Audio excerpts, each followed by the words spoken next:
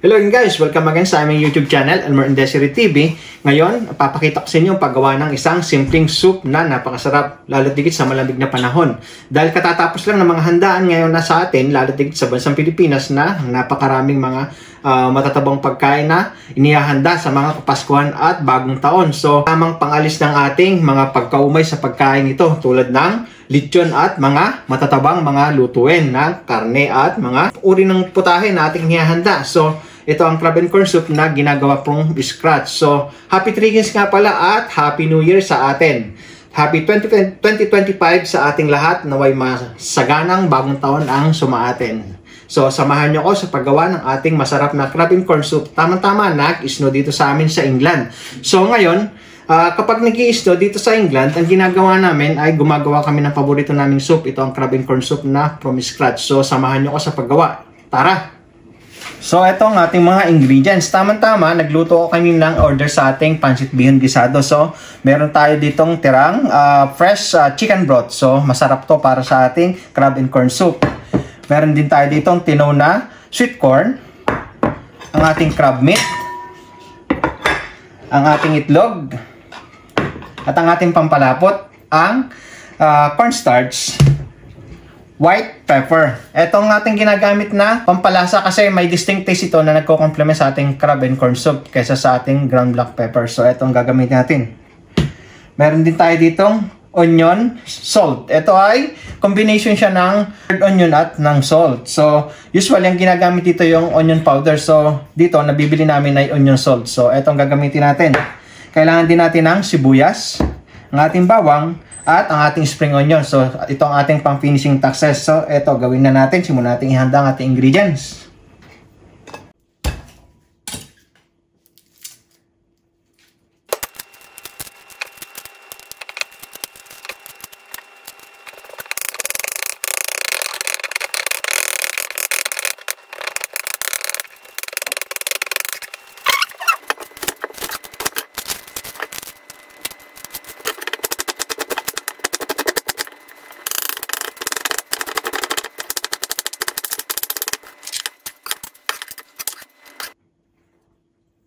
Okay, kailangan natin ng blender para sa ating sweet corn. Blend natin siya.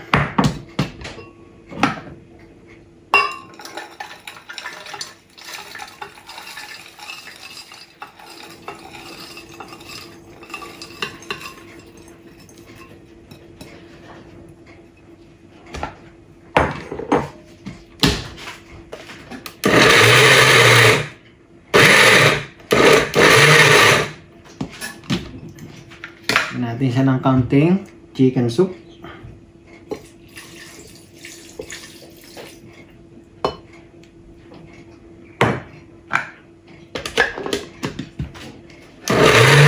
So ngayon, magsisimula na tayo magluto ng ating crab and corn soup.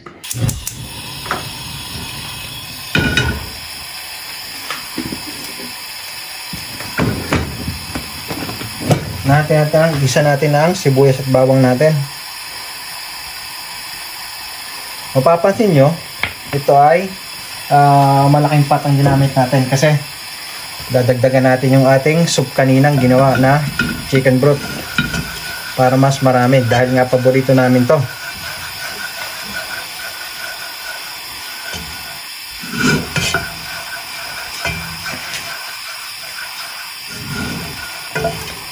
Ito, parang hindi nakahara.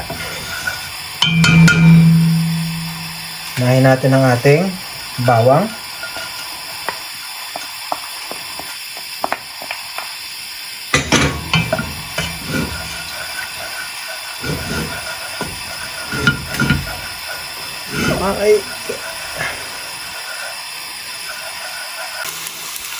Sunod natin ang ating sibuyas. So, ito siya.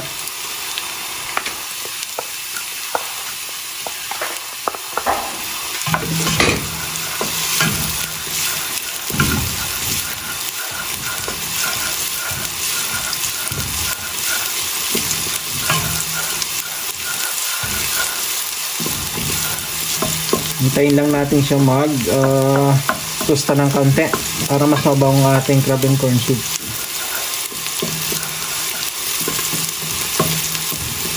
Siguro magtataka kayo kung bakit sinabing crab and corn soup to. Hindi naman crab meat yung ating ginamit. Ito ay artificial. So, para bagang yung hopyang baboy.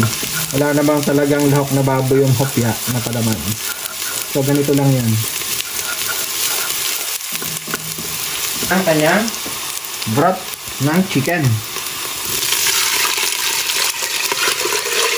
So, ito ay mga 1.5 liter. So, dadagdagan natin siya. Ito, dadagdagan na natin siya. At hihintayin natin siyang kumulo. Okay, habang hinihintay natin kumulo ang ating soup, so, ihanda natin itong crab meat. So, talupan lang natin siya kasi may balat to. Individually pack to. So, tatanggalin natin siya.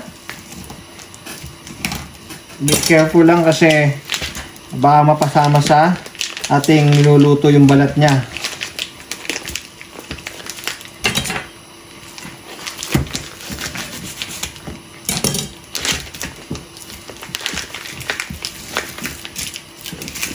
Kung mapapansin nyo, madami to. So, masarap kasi kung mas marami siya.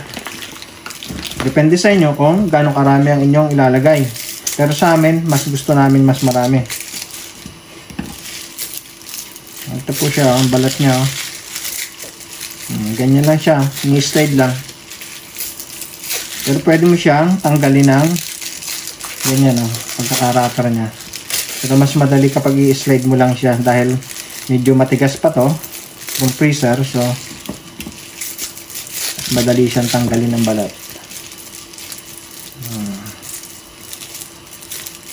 Ito, pag malambot na siya, binabalatan na lang. So, itong mga matitigas pa, slide nyo lang yung cover niya, yung wrapper niya. Ganyan.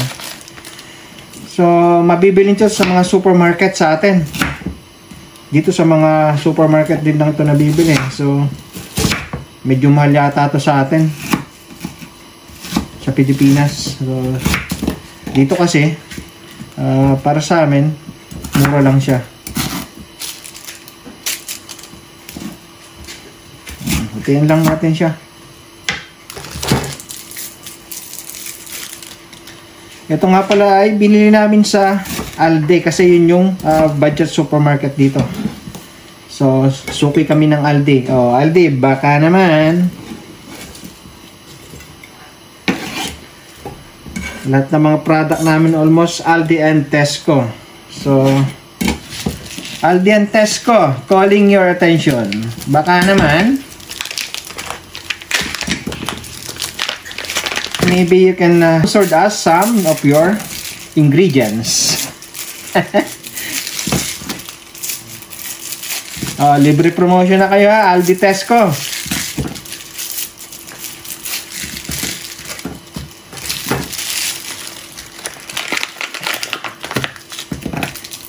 Kalahati lang siguro munang gamitin natin. Sobrang dami na nito.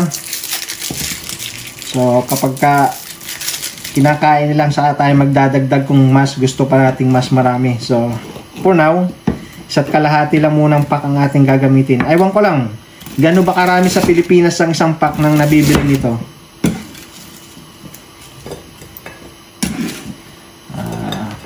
Ayan siya. Ganyan lang kasimple. Handa na rin natin itong ating pang garnish na spring onion.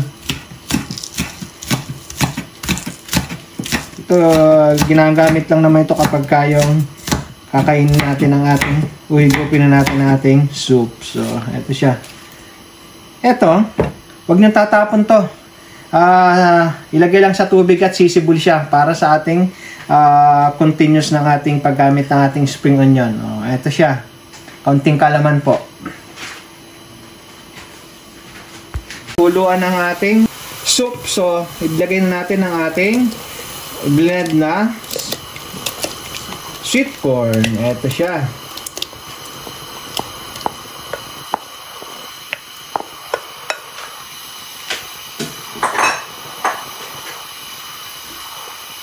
Meron din ako ditong pinaghugasan ng ating sweet corn dito sa ating blender. So, dagdag na rin natin itong tubig na to. Para mas marami siya.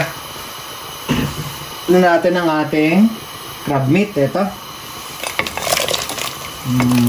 Lagyan na natin siya. Sama-samahin lang. Hintayin natin uli siyang kumulo at ating titimplahan na siya. So habang hinihintay natin siyang kumulo, mag-unaw tayo ng ating pampalapot, ang ating cornstarch. At ang ating itlog. May tayo ng mga 6 na itlog. So ito ang ating itlog. Usually ang itlog natin nito ay ang kulay brown. So nakakita kami ng puti, natuwa kami. So ito ang gagamitin natin. Okay, itong ating 6 na medium size egg.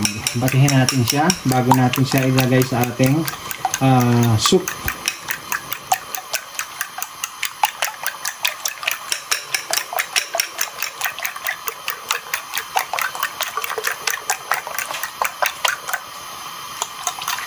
Okay, okay na to. Nag-i-start na rin kumulo ang ating soup. So, pwede natin isang ilagay para sa sumama siya sa ating pagkulo. So, ito. Lagay natin. Atin lang siyang hahaluin.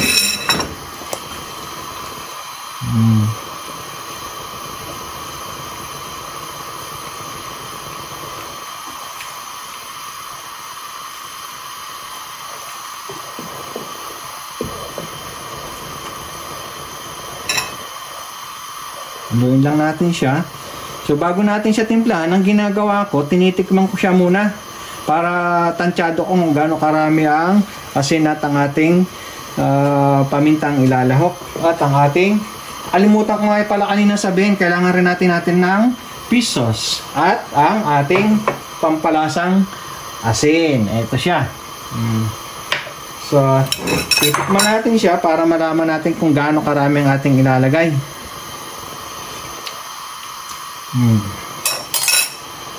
Okay. Ito, salt natin to.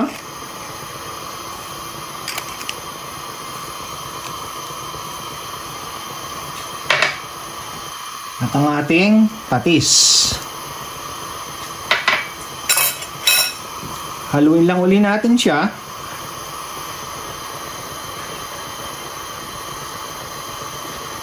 Kapag kumulo na ito, ilalagay na natin ang ating pampalapot kapag okay na ang lasa niya. Ganyan kasimple lang ang paggawa ng masarap na crab and corn soup para sa malamig na panahon.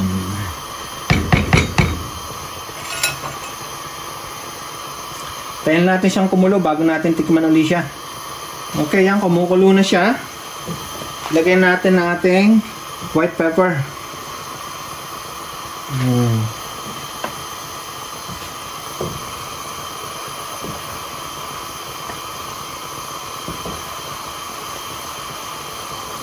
Hihinaan natin ang apoy. So, papalaputin natin siya kapag okay na ang lasa niya. Tikman lang uli natin siya.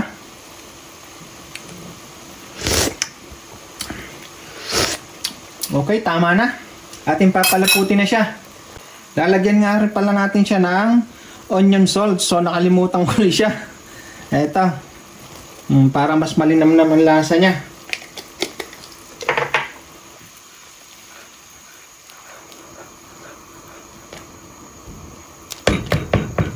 At atin ulit siyang titikman.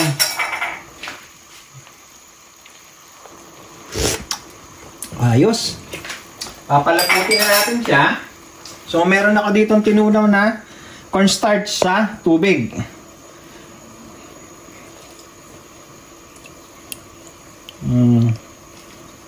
Haluin lang ulit natin siya kasi nagkaroon ng sediment sa ilalim bago natin siya ilagay sa ating soup. So eto. Unti-unti lang.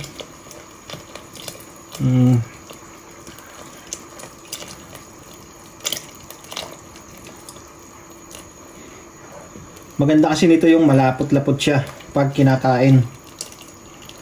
O hinihigo pong ating soup.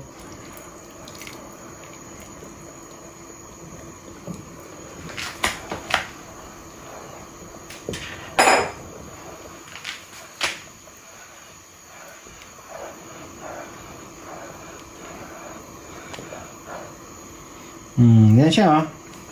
Kapag kaganyan ang consistency niya, napakaganda niyang consistency nito. So, Hintayin lang uli natin kumulo ang ating soup at okay na to. Ready for serving na. Gutom na daw ang ating audience.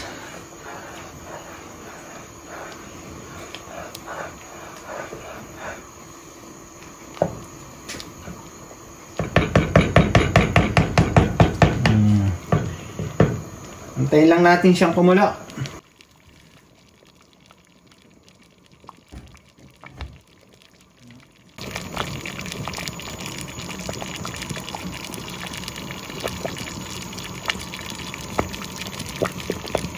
Pagka ganito na siya, papatayin na natin ang ating apoy at ready na for serving ang ating crab and corn soup.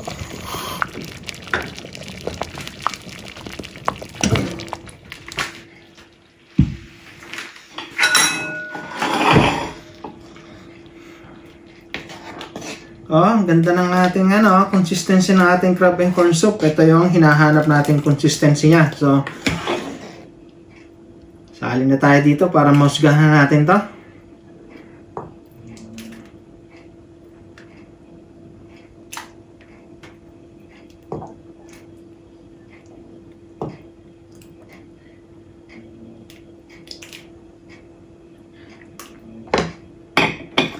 At ang ating spring onion. Ito siya.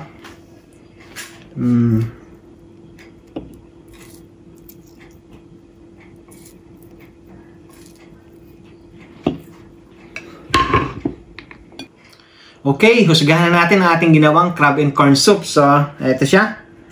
Ganda ng consistency niya. Refreshing. Approve ang ating crab and corn soup na ginawa. So, para sa mas marami pang video ng aming DIY at cooking at aming everyday task dito sa England, patuloy niyo po aming subaybayan sa aming YouTube channel, Elmer and Desiree TV, at sa aming mga social media account na Lutuing Pinoy Abroad. Thank you very much and God bless. Bye-bye! Happy Treekings!